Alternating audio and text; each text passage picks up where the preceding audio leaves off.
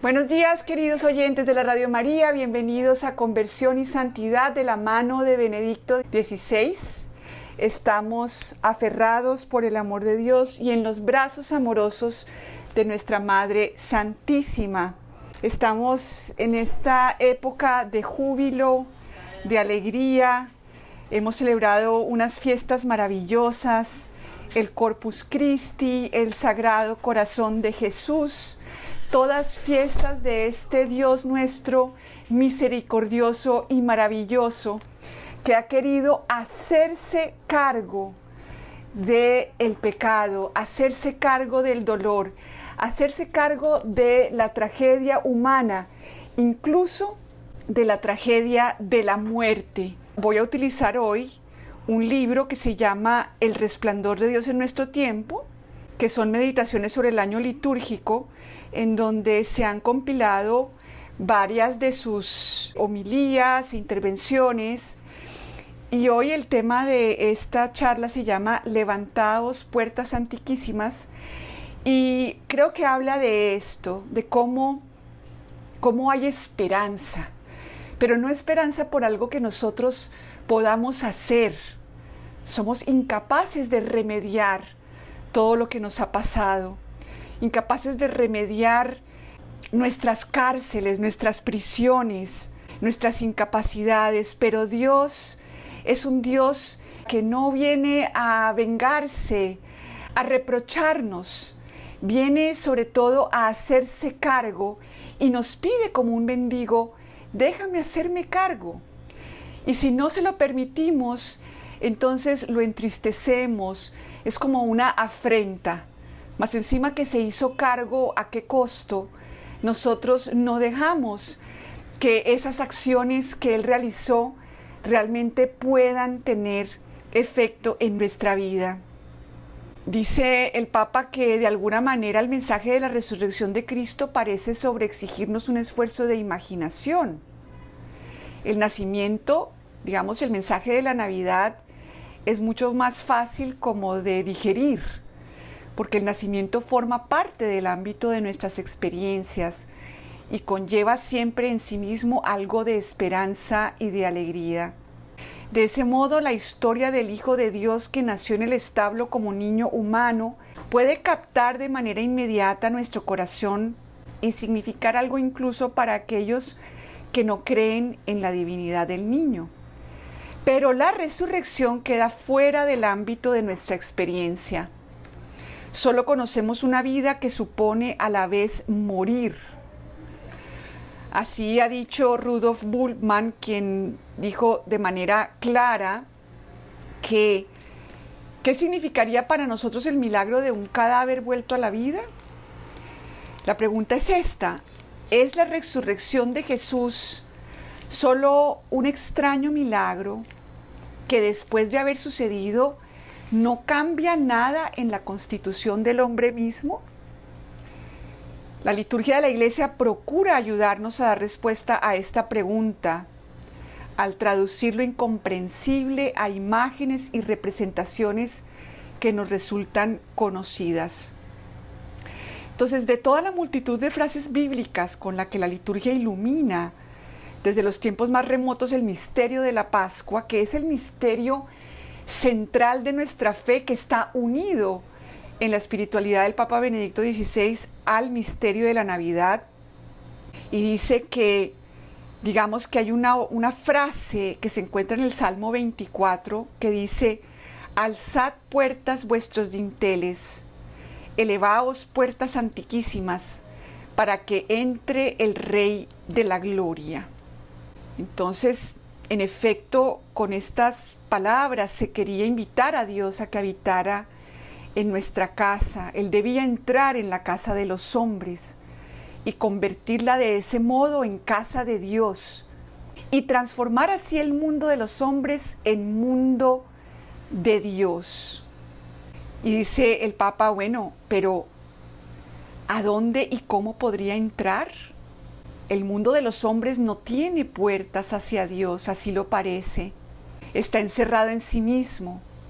Es una cárcel, una casa de muertos. Los hombres del Antiguo Testamento y de otras culturas de la remota antigüedad aplicaban la idea de la prisión ante el mundo de los muertos. El que muere no regresa. Era una casa sin retorno, una cárcel. Y realmente así podría ser, ¿cierto? Que el ser humano encerrado en sus propias posibilidades se siente que no hay esperanza, que no hay un futuro luminoso. Parece como si el hombre esperara que se abra delante de él una puerta, pero no puede entrar por ella a pesar que ha sido creada expresamente para él. Si Cristo no resucitó, no queda más que esto que decir sobre el ser humano. Todo lo demás no es más que anestesia, aturdimiento. El grito de desesperación y los crueles intentos de liberación que experimentamos son el resultado necesario de un mundo que no quiere aceptar a Cristo, su esperanza. Alzad puertas vuestros dinteles. Este salmo no es solo una representación litúrgica, una liturgia de la puerta celebrada en tiempos antiguos. Es el grito del hombre en un mundo que sigue siendo demasiado estrecho, a pesar de que se puede viajar con naves espaciales hasta la luna y más allá. La Navidad es solo la primera mitad de la respuesta cristiana a este grito. ¡Qué belleza! La respuesta de Dios a este grito del hombre en un mundo que parece demasiado estrecho para sus anhelos, para cubrir sus necesidades inmensas, desbordantes, de ser amado, de ser dignificado, reconocido, celebrado. La Navidad dice, no solo existe la muerte tirana, sino que también existe Dios, que es la vida. Y este Dios puede y quiere llegar hasta nosotros. Este es el Dios cristiano, no ese Dios que está enfrente de nosotros, que nos puede dar ciertas cosas buenas si se lo pedimos con insistencia. Es el Dios que puede y quiere llegar hasta nosotros, hasta ti. Y Él se ha abierto camino hacia nuestro interior, rompiendo todo impedimento. Este es nuestro Dios, ese Dios que no se detiene ante nuestros muros, ante nuestras murallas, ante nuestras murallas de desesperación o de orgullo. Ha encontrado la puerta, una puerta suficientemente alta para Él, o mejor dicho, ha creado esa puerta. La ha creado. Nuestra esperanza, nos dirá siempre el Papa Benedicto XVI, está en eso que no podemos nosotros construir con nuestras manos. La esperanza no está en nuestra perfección, en no cometer errores. ¿Cuántas veces hay partes en nosotros que nos recriminan, que repasan el pasado, poniendo el dedo en la llaga y diciéndonos, viste, te equivocaste, solo te pueden esperar desgracias de aquí en adelante, no eres perfecto? Y esas son voces del demonio que nos tiene envidia, porque el destino de él ya se selló. Como un ángel que es espíritu puro, conocía completamente la verdad y su respuesta a esa verdad era completamente definitiva. Pero para nosotros no. Dios siempre encuentra la puerta para seguirnos invitando a abrirnos a las maravillas de su mundo, de ese mundo que no podemos imaginar, de ese mundo que es creado por Él. Él ha creado esa puerta que abre mi corazón a su presencia. Y esa es la puerta que se abre cada vez que comulgamos, cada vez que recibimos los sacramentos. Pero la respuesta solo será completa si existe también una salida para nosotros y no solo una entrada para Dios hacia nosotros. Solo será satisfactoria si la muerte ya no es más una prisión sin retorno. Este es el contenido del mensaje pascual. ¿Y por qué hablo otra vez de esto? Porque es que en cada Eucaristía celebramos la Pascua. La Pascua que no es posible sin la Encarnación. Y la Encarnación que queda incompleta sin la Pascua. No solo hay una puerta que lleva hacia adentro, hay también una puerta que lleva hacia afuera. La muerte ya no es una casa sin salida, una tierra sin retorno. La Iglesia antigua vio en este versículo del Salmo 24 la interpretación del artículo de fe que dice, descendió a los infiernos. Esta es para ella el artículo de fe del Sábado Santo. Y toda la liturgia, desde el jueves, viernes, sábado y domingo, se hacen realmente presentes en la Eucaristía. No es una palabra de tristeza, sino de victoria. Y dio realce poético a esa palabra. Los cerrojos de la mazmorra de la muerte, de la mazmorra del mundo, han sido arrancados. Las fortificaciones desmanteladas, las puertas sacadas de sus goznes. Jesús, que lo ha hecho, toma de la mano a quienes desde hacía tanto tiempo estaban presos, Adán y Eva, es decir, a toda la humanidad, y los lleva hacia la libertad. La vida ya no es la sala de espera de la nada, sino el comienzo de la eternidad. Nuestra vida humana, desde el punto de vista cristiano, católico, ya es el comienzo de la eternidad. Ya Dios lo ha hecho. Esto es una realidad. El mundo no es el campo de concentración universal, sino el jardín de la esperanza. La vida no es la búsqueda infructuosa de sentido, cuya imagen serían los laberintos de la burocracia. Cuántas mentiras sobre el sentido de nuestra vida. La cultura nos quiere encasillar en que el sentido está en el éxito, el sentido está en los logros, en la perfección, en hacer las cosas perfectas, en no equivocarnos. Ese es el sentido. Y cuánta angustia, cuánta desesperanza nos trae el demonio cuando nos trata de encerrar en estos sentidos tan limitados del mundo, en estas cárceles que no nos permiten estar serenos. Cada día, pase lo que pase, estamos condicionados por una cantidad de búsqueda infructuosa de sentido. La vida no es la búsqueda infructuosa de sentido, cuya imagen serían los laberintos de la burocracia, estos laberintos que no nos dejan dormir, que no nos dejan tener paz, que nos quitan la grandeza de este Dios que se hace cargo de todo y que es lo suficientemente gigante y enorme para que en Él quepa todo lo humano.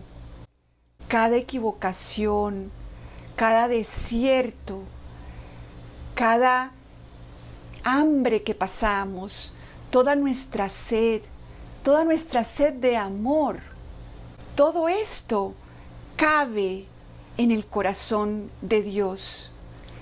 Él ha querido que en Él quepa todo lo humano, todos los sufrimientos, varón de dolores, conocedor de dolencias, nos dirá Isaías. Dios no es un burócrata. Él no vive en un lejano palacio, ni se esconde detrás de impenetrables antesalas.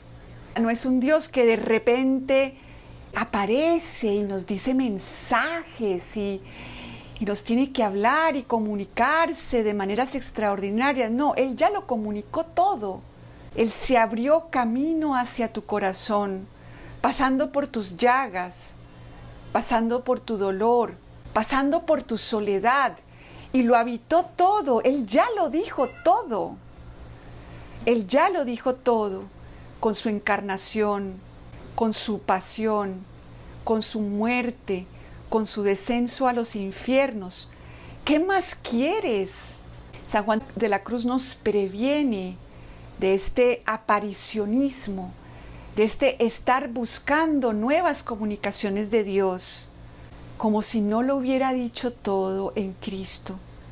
Es más, recomienda a San Juan de la Cruz desechar todo este tipo de visiones y cuestiones sensibles para abrirnos a Jesucristo, para realmente vivir el cristianismo como un encuentro con este Dios que no vive por allá lejano y que se esconde detrás de impenetrables antesalas y de que de repente se le revela a ciertas personas escogidas.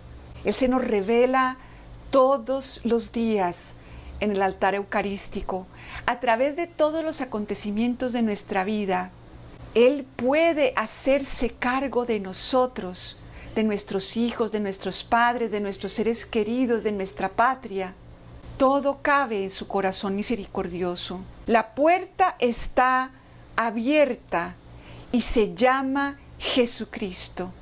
Pero no un Jesucristo por ahí que anda mandando mensajes. Este Jesucristo que entrega la vida por ti para que lo recibas y Él pueda hacer que le pertenezcas, que ya no le pertenezcas a tus miedos, a tus inseguridades, a tus resentimientos, a tus expectativas frustradas, a tu dolor. La puerta está abierta y se llama Jesucristo. Mostrarnos el resplandor de esa puerta. Tal es el sentido de la fiesta de la Pascua. Su llamada nos invita a seguir imperturbablemente ese resplandor que no es un espejismo, sino la irrupción del fulgor de la verdad salvadora. Desde que nacemos hay una cantidad de dolores que a veces no encuentran un corazón abierto en el que quepan. ¿Cuántas veces se le niega a los niños el derecho de hablar de lo que no les gusta de sus padres? Está prohibido no aceptar todo lo que viene de los adultos. No hay lugar para la queja, no hay lugar para el no. Gabor Maté, que es uno de los sabios del trauma, dice: la enfermedad es ese cúmulo de todos esos nos que no se nos permitió decir. ¿Cuántas veces el cristianismo se convierte en una camisa de fuerza con la cual hay que decir a todos sí, a todos los maltratos, a todos los abusos, empezando por los abusos que a veces cometemos nosotros los padres, que sí nos equivocamos? Y nuestros hijos tienen que tener la posibilidad de decir no, no me gusta. Y en las relaciones humanas tiene que haber esa posibilidad de decir no, no me gusta. A Dios mismo no le gusta todo. Dios, nos dirá el Papa Benedicto, siente ira por toda reducción del ser humano. El ser humano es alguien que está en el corazón de Dios mismo y que tiene la altura de la propia naturaleza de Dios que la ha querido compartir con nosotros. Y nuestro cuerpo, nuestras entrañas lo saben. No estamos hechos para que nos reduzcan. Una cultura que a veces ha reducido a la mujer y ha puesto por encima al hombre, que ha reducido a los niños y ha puesto por encima de ellos a los adultos. Y si los niños se quejan, entonces son unos maleducados. Todos estos nos debemos poder decirlos, porque no estamos hechos para que nadie nos reduzca. Y por eso Dios ha ampliado su puerta, porque antes de la encarnación lo humano era solamente nuestro, pero Dios creó una puerta en donde todo lo nuestro cabe, todo, incluso los errores más grandes. Miremos, por ejemplo, al buen ladrón. Para estar caminando con Cristo hacia la crucifixión, pues era porque realmente su vida había sido un desastre. Crucificaban a los peores del mundo. Y sin embargo, este hombre recibió la luz de la fe y descubrió que toda su vida desperdiciada, en donde seguramente él mismo se había reducido a sí mismo, tal vez había buscado el amor en donde este amor no existía. A lo mejor, en vez de haber podido decir no, no me reduzcan, se había empeñado en vengarse, en ser violento. No sabemos en realidad qué fue lo que llevó a este buen ladrón, el primer santo canonizado por Cristo mismo, a este lugar del peor castigo. Y sin embargo, Cristo creó esta puerta en donde todo lo que este hombre había hecho cabía en su corazón misericordioso. Y del otro bandido también, porque había dos ladrones, uno a la derecha y uno a la izquierda. ¿Cuál es la diferencia entre los dos? En que uno reconoció y digo, sí, realmente me merezco estar acá. Mis obras a lo que me han llevado es a esto. No me justifico, pero creo en que hay alguien que me puede justificar si yo le entrego todo esto que he hecho. En cambio, el otro ladrón le decía a Cristo, bájanos de la cruz. Le exigía a Dios que le quitara ese destino. El otro entregó su destino en manos de Dios. Entonces, esto es lo que nos dice el Papa. Se han abierto las puertas y Dios ha querido hacerse cargo de todo. Como les digo, si del buen ladrón se hizo cargo justificándolo, perdonándole todo en un momento y llevándolo esa misma noche al paraíso, ¿por qué sigues guardando cosas y dándote palo y maltratándote? ¿Qué es lo que crees que no cabe en el corazón de Dios? ¿Tus errores? ¿Tus fracasos? ¿Sigues en el laberinto infructuoso buscando el sentido de tu vida en algo que no es el sentido de tu vida? ¿Quieres ser santo? ¿Quieres darle a tu vida esa grandeza que tiene y participar de la naturaleza divina y ver en ese encuentro con Cristo y en estar con Él y amarlo por encima de todas las cosas? ¿Ves en eso el sentido de la vida? Porque si ese es el sentido de la vida, no hay por qué entonces estar frustrados, decepcionados, entristecidos. Si ese es el sentido que le damos a nuestra vida. Y si estamos frustrados, deprimidos, vueltos nada, resentidos, pues ¿no será que es porque hemos reducido nuestra vida a unos sentidos muy pequeños y muy pasajeros? Hoy podemos de nuevo renovar nuestro bautismo y renunciar a lo que el demonio nos ofrece. Renunciar a la gloria de este mundo y con nuestra Madre Santísima aceptar todos los últimos lugares que podamos tener. Eso no quiere decir que tengamos que aceptar el maltrato, ni el abuso, ni la reducción, porque nuestra primera tarea consiste en aceptar nuestra propia existencia, en darle el lugar que se merece, en celebrar nuestra existencia como verdadera, como una existencia buena, bella, necesitada por Dios. Tenemos la obligación, cada uno de nosotros, de ser nosotros mismos, de cantar con nuestra voz y reclamar ese lugar que nos corresponde. Tenemos el derecho a ser auténticos, a ser nosotros, a que no se nos compare, a que no se nos reduzca. El cristianismo no es una invitación a aceptar nuestra reducción. Es una invitación a aceptar nuestra grandeza, a no recibir nada menos que nuestra grandeza y nuestra vocación a la santidad. No tenemos que vivir mal. Podemos aceptar que los demás quieran vivir mal y no meternos en el camino. Cada quien tiene derecho a darle una respuesta libre al amor de Dios. Y en eso nadie nos puede reemplazar. No podemos salvar a los demás. No tenemos esa capacidad para abarcar con nuestros brazos la existencia de nadie, ni siquiera la nuestra.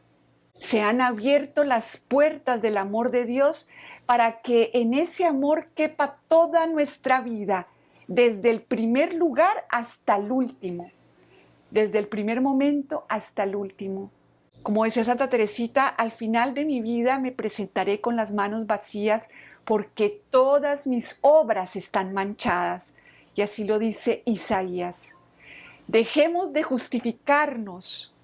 Permitámosle a Dios justificarnos como al buen ladrón. Reconozcámonos a veces ladrones de la gloria de Dios. Nos hemos cuántas veces apropiado del amor de Dios poniéndonos por encima de otros. Reconozcámonos ladrones de la gloria de Dios y celebremos hoy que todas esas manchas que reconocen los santos, porque no hay un solo santo que se haya presentado delante de Dios tratando de justificarse.